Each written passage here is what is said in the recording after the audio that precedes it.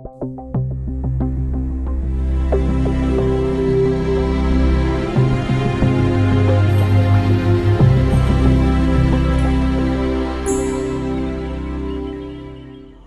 a todos, estimados estudiantes, una vez más, bienvenidos a esta clase, ¿verdad? Donde estamos llevando todo el curso de las epístolas del apóstol Pablo.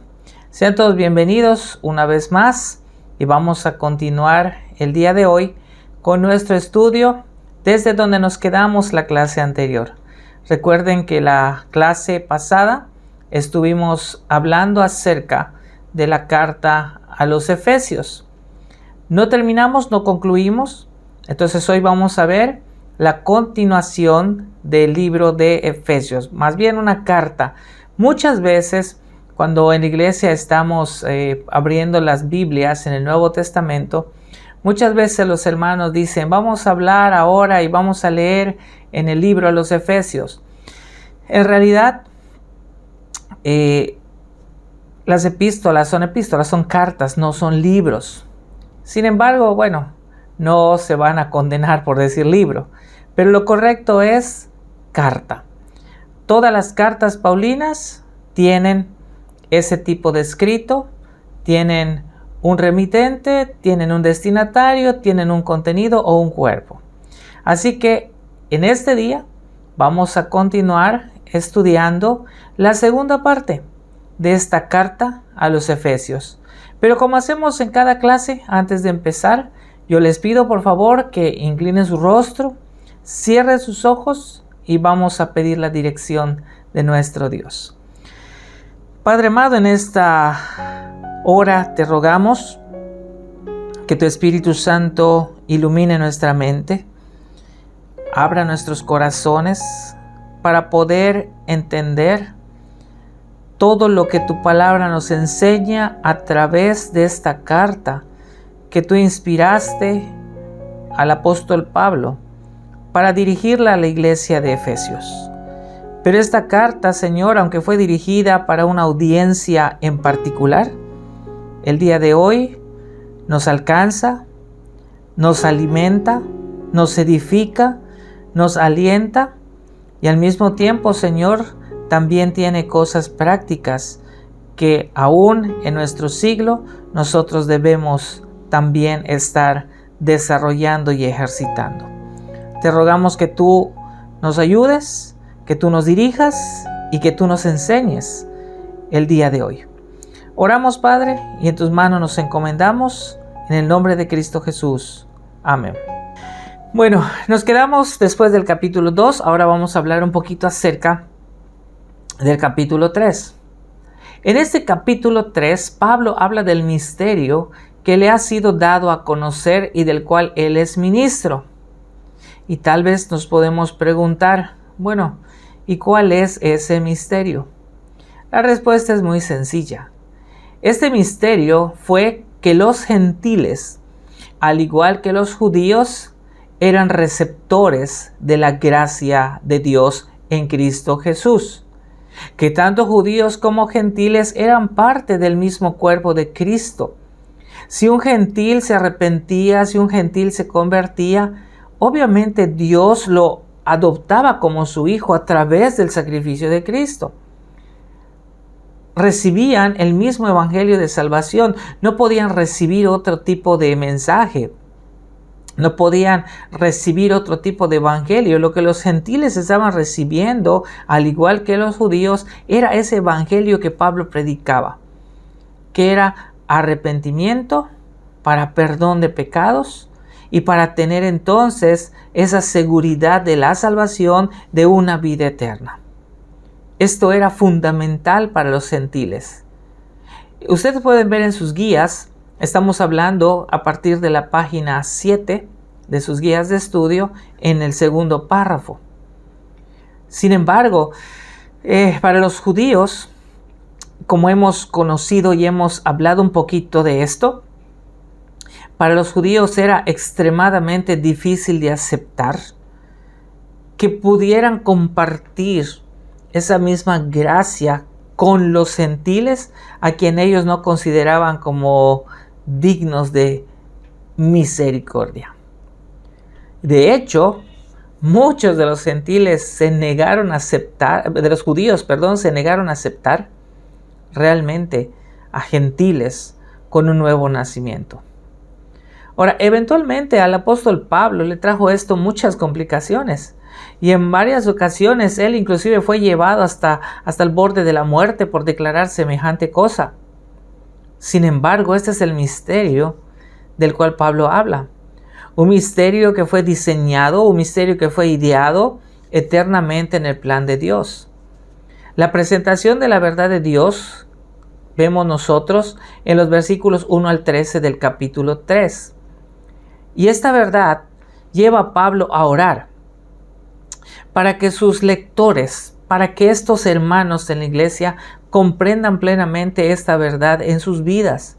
No era solamente que lo escucharan, no era solamente que lo tuvieran aquí en mente, sino que con esta verdad pudieran ellos vivir, que con esta verdad pudieran ellos estar en armonía, que con esta verdad pudieran ellos estar también llevando sus relaciones interpersonales.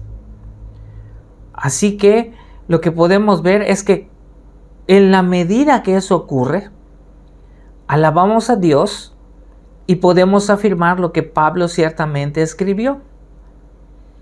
Y a aquel que es poderoso para hacer todas las cosas mucho más abundantemente de lo que pedimos o entendemos, según el poder que actúa en nosotros, a Él sea la gloria en la iglesia, en Cristo Jesús, por todas las edades, por los siglos de los siglos. Amén. Hay cosas que en realidad nosotros no podemos comprender. Hay cosas que no podemos entender porque nuestra mente es finita. Podemos conocer, sí, a Dios. Podemos conocerlo, pero no podemos comprenderlo en su totalidad, porque nosotros somos personas finitas, limitadas. Y nuestra mente, aunque muchas veces hemos escuchado decir que nuestra mente funciona mucho mejor que una computadora porque tiene ya una memoria impresionante que puede guardar muchísima información y por eso recordamos hasta eventos y etapas de nuestra infancia. Eso no quiere decir que podemos comprender todo lo que Dios es. Es por eso que podemos nosotros recordar, si usted ha leído el libro de Teología Sistemática de Louis Berkhof, si usted lo ha leído, cuando habla sobre todo en la sección de Teología Propia de Dios, él dice que Dios es conocible, pero incomprensible. Es parte de lo que estamos diciendo aquí, es parte implícita de lo que el apóstol Pablo está diciendo. Dios es conocible. Lo puedo conocer a través de todo lo que Él me ha revelado. Lo puedo conocer a través de las obras de la creación. Puedo conocer que Él existe, que es vivo, que es real. Puedo conocerlo a través de lo que Él nos ha dejado como su revelación inspirada y especial, que es su palabra. Pero no lo puedo comprender en su totalidad porque Dios es mucho más grande que nuestra mente. Así que lo que podemos ver aquí, lo que Pablo está diciendo y nos alienta a hacer es simplemente a Dios sea toda la gloria, porque Él sabe lo que hace y todos nosotros estamos bajo su voluntad. Y en relación al Evangelio, también Dios dio el Evangelio de salvación. Dios dio a su Hijo unigénito para que tanto judíos como gentiles que miraran a Cristo como su Salvador gocen también de esa gracia y puedan entonces ser parte o ser incluidos o ser insertados dentro de la familia de Dios. Así que vemos en los primeros 3 capítulos de esta epístola, ¿verdad? El capítulo 1 al capítulo 3, cómo el apóstol Pablo está tratando estos asuntos doctrinales. Describe la nueva sociedad del pueblo de Dios, que es compuesto tanto de judíos como gentiles, que están reconciliados entre sí y están reconciliados con Dios, obviamente, por medio de Cristo. Ahora, lo que nosotros notamos y vamos a ver es cómo el apóstol Pablo usa, ¿verdad?, en sus escritos algo que es común en cada una de las cartas. Lo interesante es que Pablo pasa de la parte doctrinal, ahora pasa directamente a la parte práctica. Y algo impresionante que hace Pablo al pasar de lo doctrinal a la práctica es que nos está mostrando a nosotros que la doctrina es estéril si no se practica. La doctrina es estéril si no se aplica en la práctica de la vida diaria. En nuestra vida diaria hay que practicar lo que aprendemos. Así que consecuentemente Pablo está aplicando lo que él mismo conoce, lo que él mismo sabe, lo que él mismo recibió. Así que los grandes mensajes de las doctrinas del cristianismo deben ser contados a toda la humanidad. Ahora vamos a pasar a la parte práctica y vamos a ver cuál debe ser el carácter testimonial de la iglesia. ¿Cuál es el carácter del testimonio de la iglesia? Podemos hacernos dos preguntas. ¿Qué clase de personas se requiere para llevar este precioso y profundo mensaje al mundo? La segunda pregunta, ¿cómo hemos de vivir en esta nueva comunidad y andar en una forma digna de nuestro llamado? Para poder contestar a estas preguntas y empezar a ver un panorama amplio de la vida práctica, vamos ahora a desarrollar de una forma breve la segunda sección del cual hablamos al principio. Ya pasamos la sección doctrinal. Ahora, del capítulo 4 hasta el capítulo 6, vamos a ver cómo debe ser la vida cristiana, cómo debe ser la práctica. Bueno, realmente la vida cristiana no es una vida que se deba llevar con frecuencia. La vida cristiana o la práctica de lo que conocemos no es algo que vayamos a hacer por periodos, por tiempos, por épocas, sino la práctica de las enseñanzas bíblicas es un estilo de vida. Lo que queremos decir con esto es que el cristiano siempre debe estar practicando lo que aprende de la palabra de Dios. ¿Qué es lo primero que nosotros vamos a encontrar? Bueno, dijimos que la parte práctica lo encontramos del capítulo 4 hasta el capítulo 6. Bueno, en el capítulo 4, en los versículos 1 al 6 y el 13, se nos va a hablar de tres tipos de unidad. El primero de ellos es unidad en las cosas divinas. La segunda es la unidad en el espíritu. Y la tercera es la unidad en la fe y el conocimiento. ¿En qué consiste cada una de ellas? La unidad en las cosas divinas. ¿Qué quiere decir esto? El cristianismo es posible por la unidad divina. Como dice la palabra de Dios, nosotros somos un solo cuerpo, un solo espíritu, tenemos una sola esperanza, tenemos un solo Señor, una sola fe, un solo bautismo, un solo Dios y Padre de todos. Entonces, lo que significa que en Dios todos somos un solo cuerpo, todos somos una familia, todos somos herederos de las promesas de Dios. Entonces, ¿quién ha engendrado esta familia? Pues lo que dice el apóstol Pablo no es nada más que mostrarnos que solo hay una familia, a la que nosotros conocemos como familia cristiana, que ha sido engendrada por el Padre.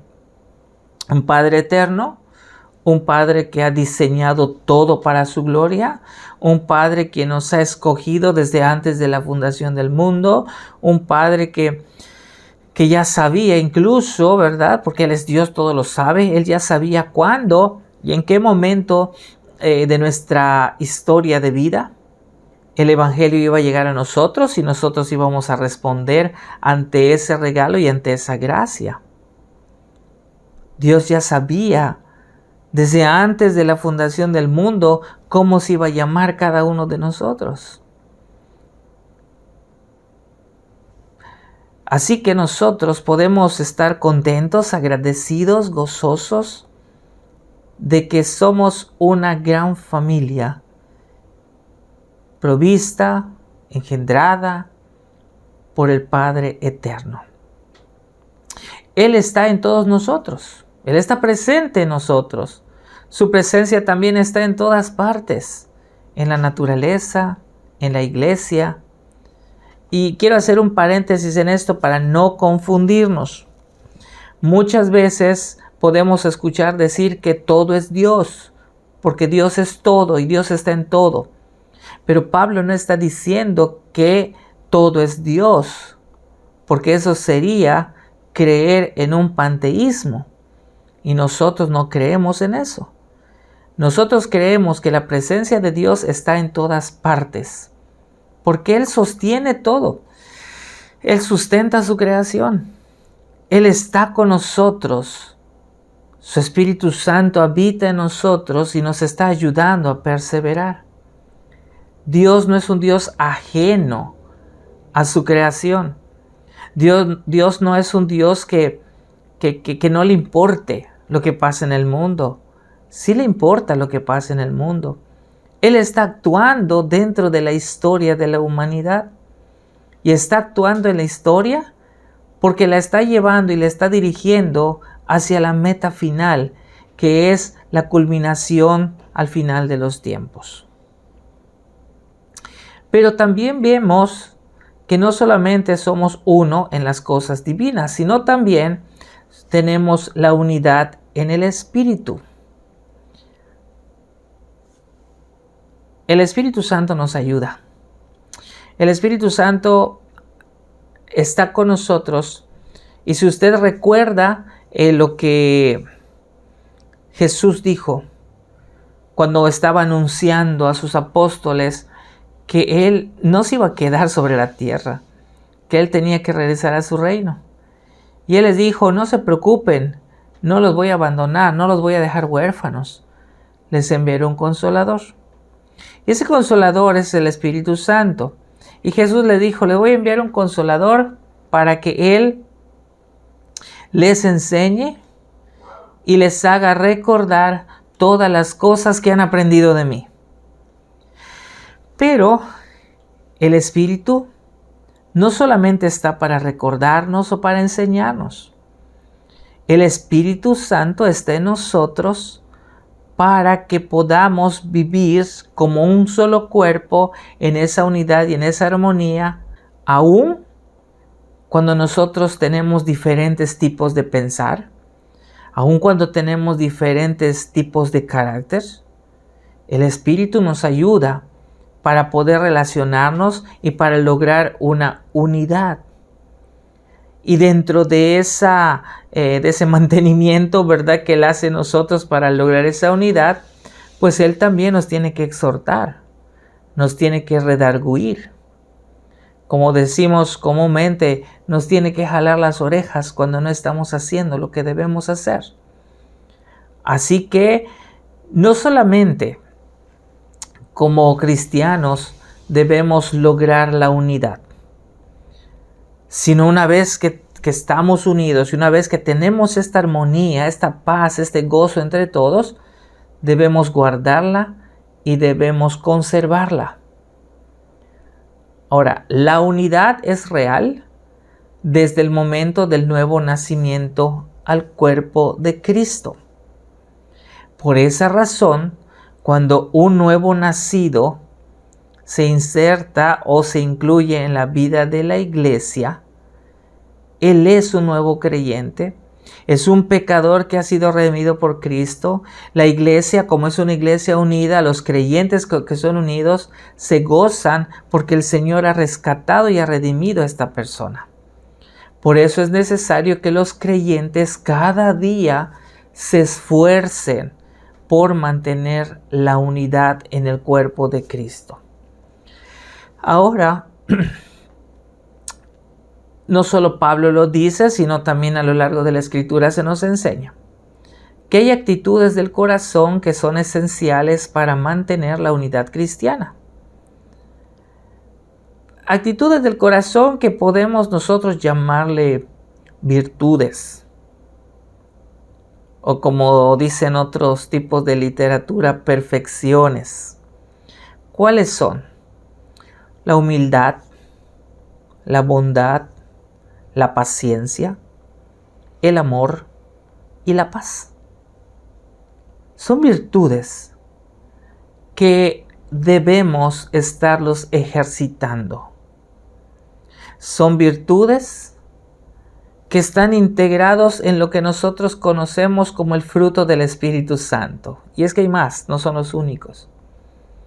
Así que esto que produce el Espíritu Santo en la vida del creyente se debe de estar practicando, se debe de estar ejercitando, y no solamente entre el cuerpo de Cristo, sino también haciendo evidente ante los ojos y también en la relación que tenemos con las personas que todavía no han tenido ese nuevo nacimiento, porque es parte del testimonio.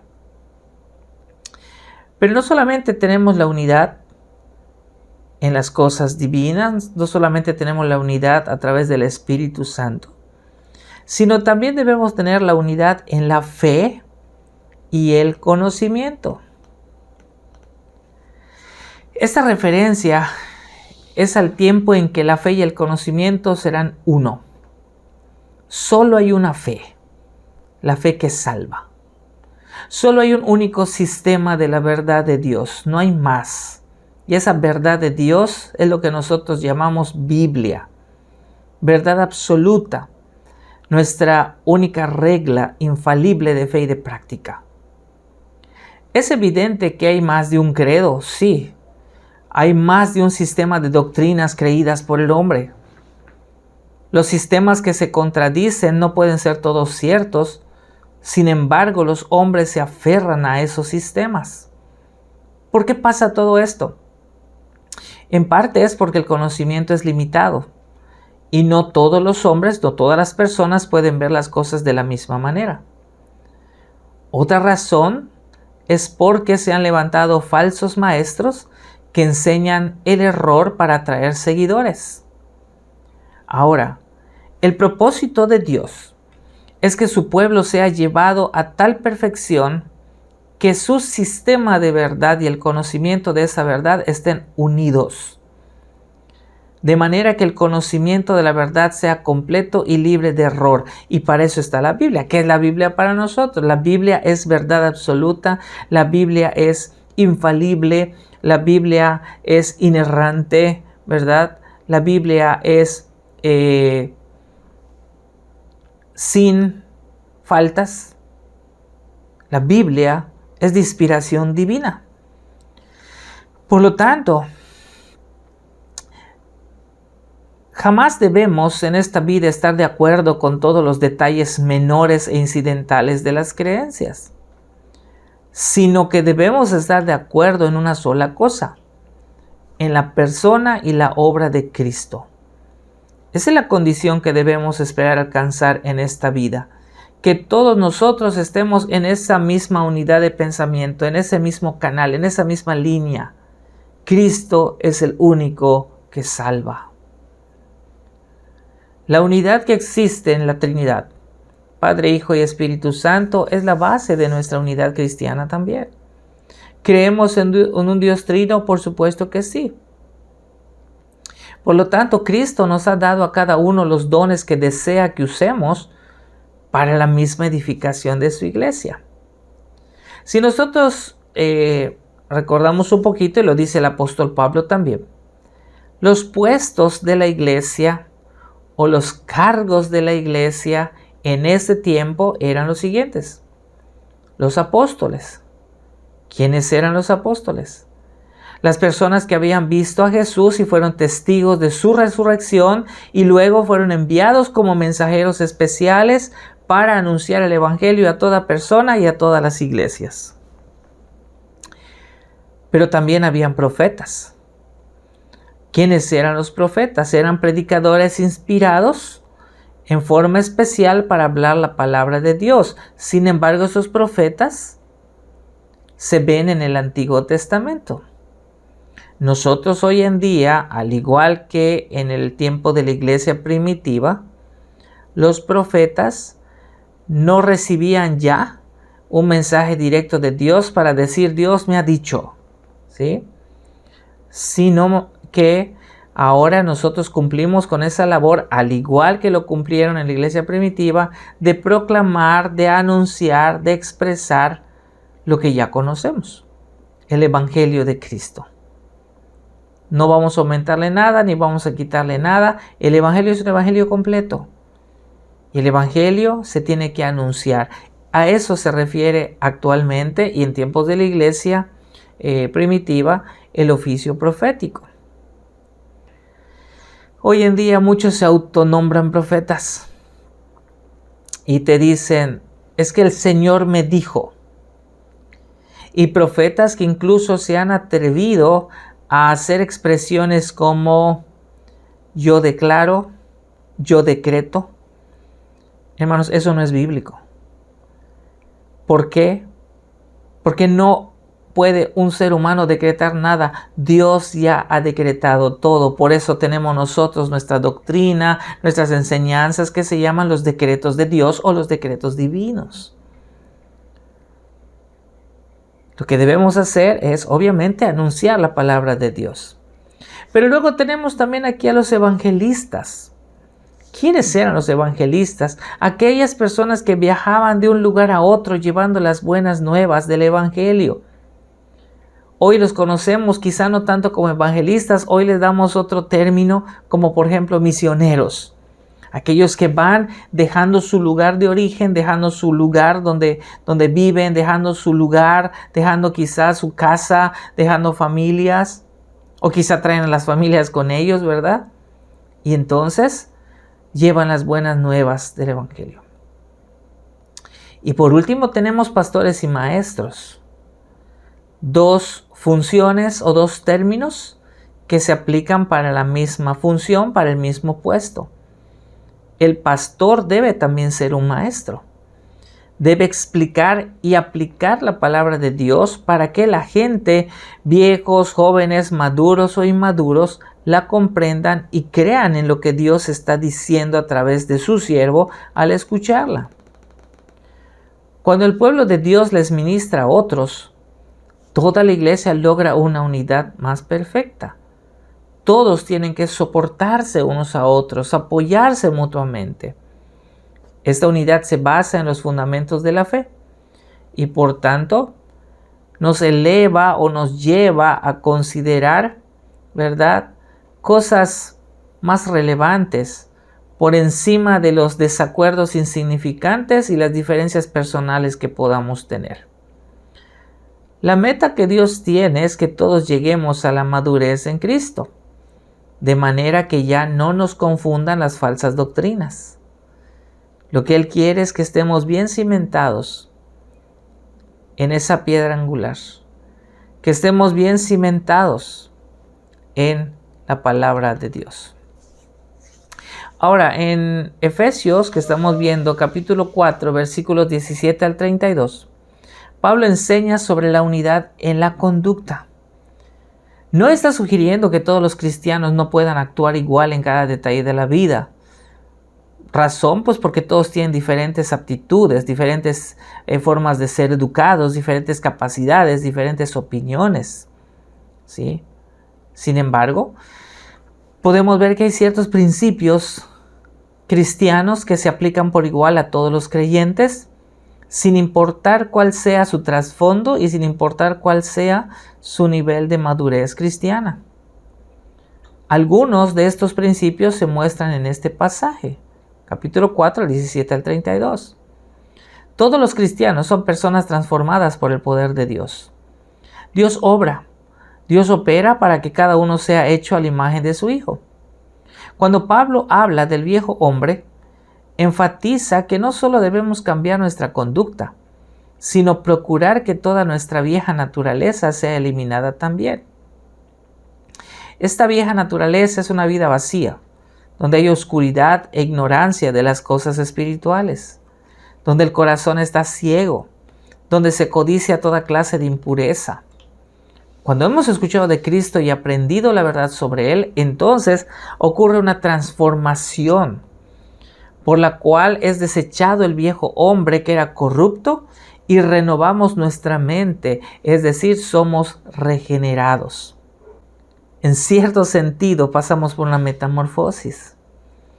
Dejamos nuestro viejo hombre para dar paso, porque el Señor así nos lo está dando, porque el Señor nos está moldeando, a dar paso a una nueva persona.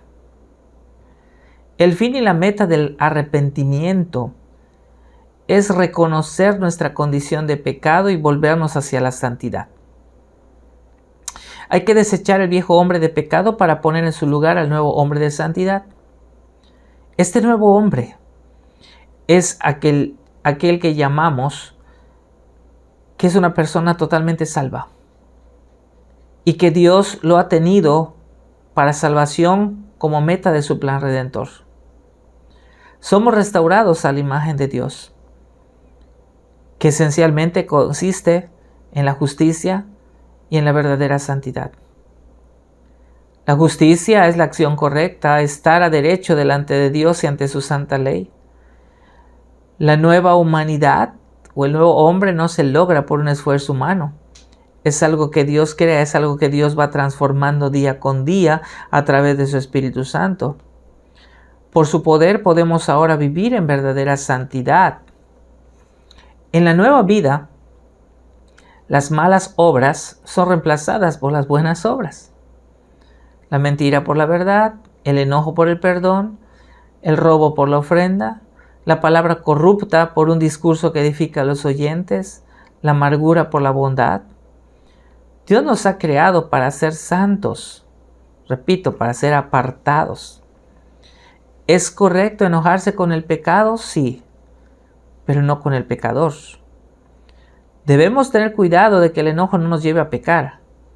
Incluso el enojo santo, como muchos piensan, nos puede llevar a los males de la amargura, la ira, los pleitos y la maledicencia. Por lo tanto, debemos ser prontos para perdonar de manera que el enojo no nos infecte y nos empiece a carcomer para que luego empecemos a tener otro tipo de problemas. El diablo podría aprovecharse de nuestro enojo, pero el Espíritu Santo que mora en nosotros nos da poder para poder estar encima de él. Podemos poner a un lado toda la amargura, dejando que Dios llene nuestro corazón con su perfecto amor. La vida nueva es tierna y se muestra en actos de bondad y en una pronta disposición a perdonar las ofensas que otros cometan contra nosotros. Ahora, del capítulo 5 al capítulo 6, versículo 9, Pablo habla de la santidad de la iglesia. Y por lo menos también habla de tres cosas, ¿verdad? Habla de la santidad en la conducta, habla de la santidad en las actitudes y habla de la santidad en las relaciones humanas. Bien, Pablo inicia diciéndonos que debemos imitar a Dios. En el mundo griego, los que estudiaban oratoria lo hacían imitando a los expertos. La imitación era una forma básica, era una estrategia, era un medio, ¿verdad?, para aprender. Pablo toma ese término y lo aplica en relación a Dios. Hemos de imitar a Dios y la forma en que lo hagamos es imitando el amor y el perdón de Cristo. En aquellos días, la prostitución era tan común que formaba parte de la adoración pagana. Y obviamente era una forma de tener, ¿verdad?, ingresos para construir los templos paganos. el cristianismo introdujo la virtud de la castidad en este mundo. Y el poder de Cristo fue tal que los cristianos se aferraron a esa virtud. No solo se abstenían de pecados sexuales, sino que se abstenían de hablar a la ligera de esas cosas. Los cristianos no debemos tener comunión con las malas obras de las personas malvadas, ni participar de su maldad. Caminar en la luz rompe toda comunión con el mal.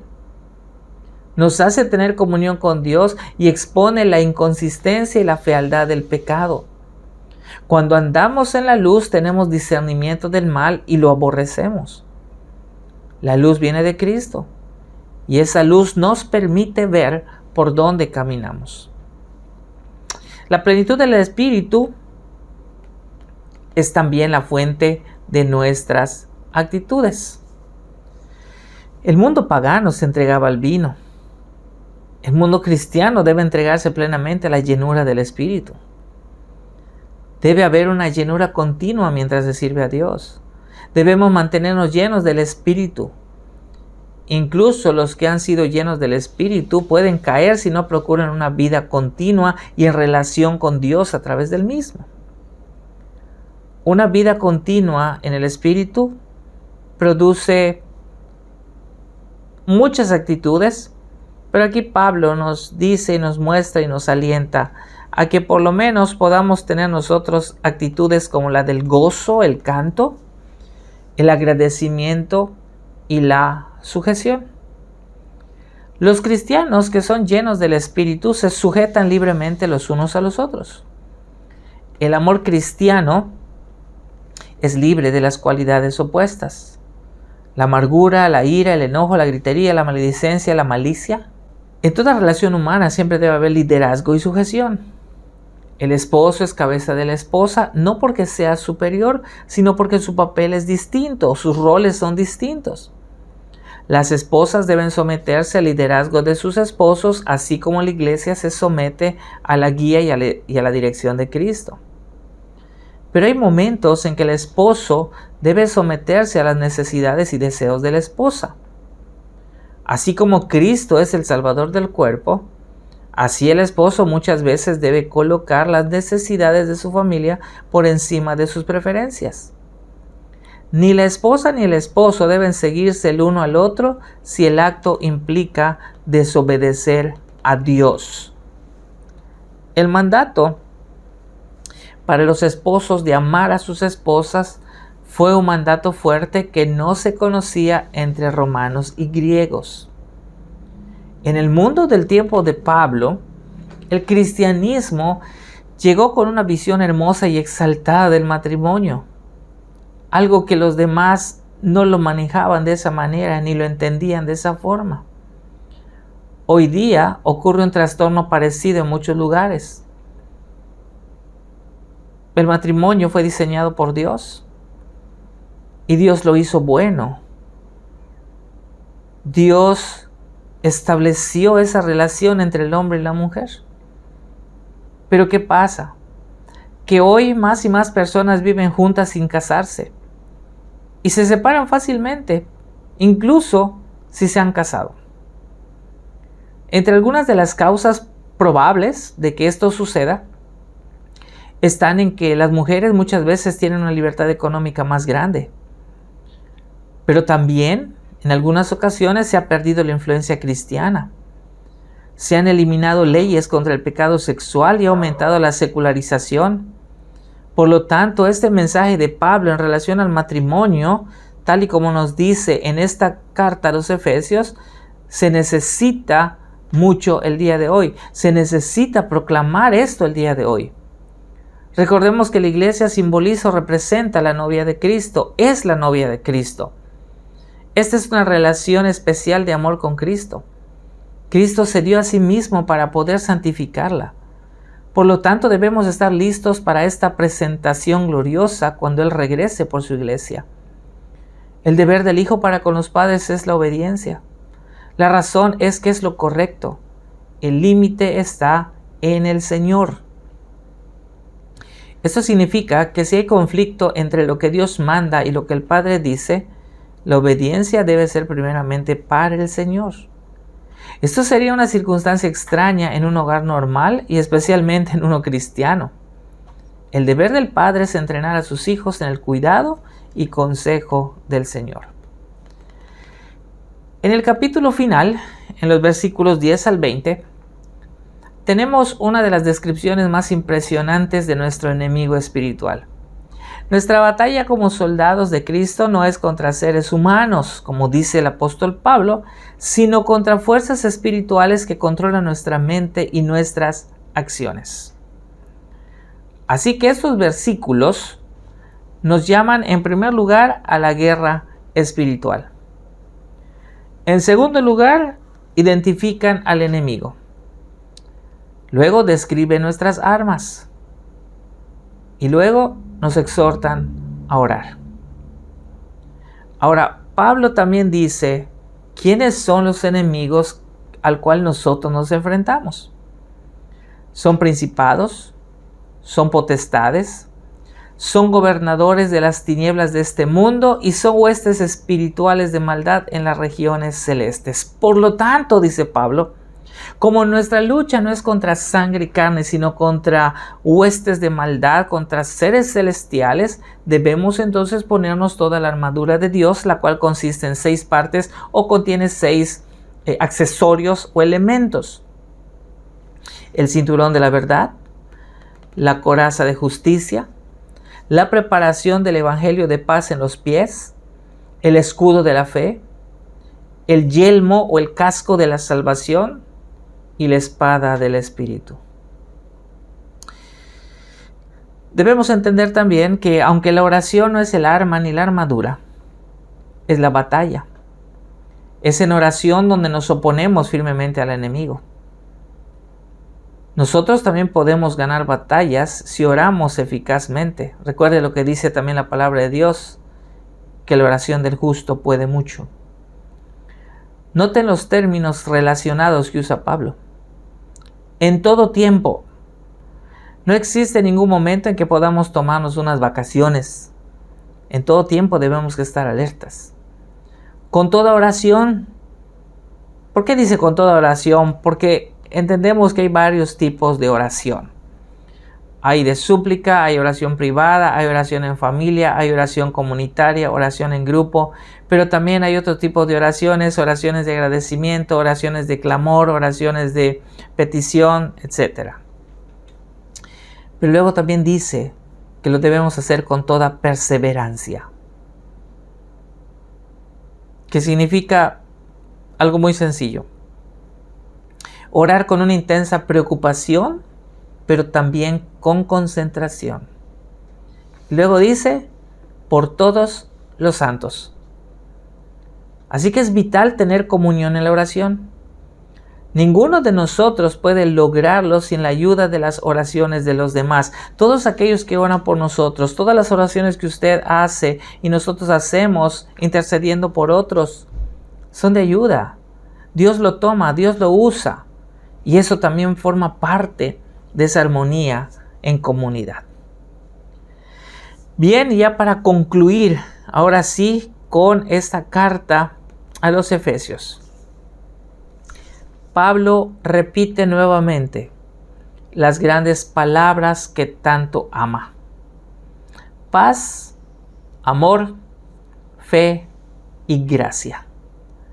La sinceridad del amor es una expresión que básicamente significa amor que brota de un corazón puro. La sinceridad es libertad sin mancha. Su amor se mostró en la incorruptibilidad de la vida. Estamos hablando del amor de Dios para con el mundo. Esto es realmente la meta del Evangelio. Tener amor en el corazón y mostrarlo por una vida de sinceridad. Por tanto, Pablo concluye con la nota que tan bien conoce, la santidad. Así que hermanos, alumnos, pueblo, iglesia, porque ustedes son iglesia también, seamos santos. Vivamos conociendo la doctrina, pero también practicándolo en nuestra vida cristiana. Yo espero que usted vuelva a leer esta carta a los Efesios, que la analice y que con todo lo que ya dijimos aquí en este panorama general, usted ya pueda con mayor facilidad poder lograr entender cada capítulo, cada versículo que usted esté leyendo de esta carta. Y que no solamente les alimente a ustedes, que no solamente les edifique a ustedes, sino que también ustedes puedan alimentar y edificar a cada uno de los hermanos que están en sus iglesias locales. Bien, terminamos entonces con esta carta a los Efesios. Nos vemos en la próxima clase para hablar de otra carta interesantísima también, que es la carta a Filemón. Y vamos a ver grandes enseñanzas a pesar de ser una carta muy corta. Así que nos vemos en la próxima clase. Que la pasen muy bien, estudien mucho, ¿verdad? Pero sobre todo, lean su Biblia. Un saludo a todos y nos vemos, si el Señor lo permite, en nuestra próxima sesión de clases.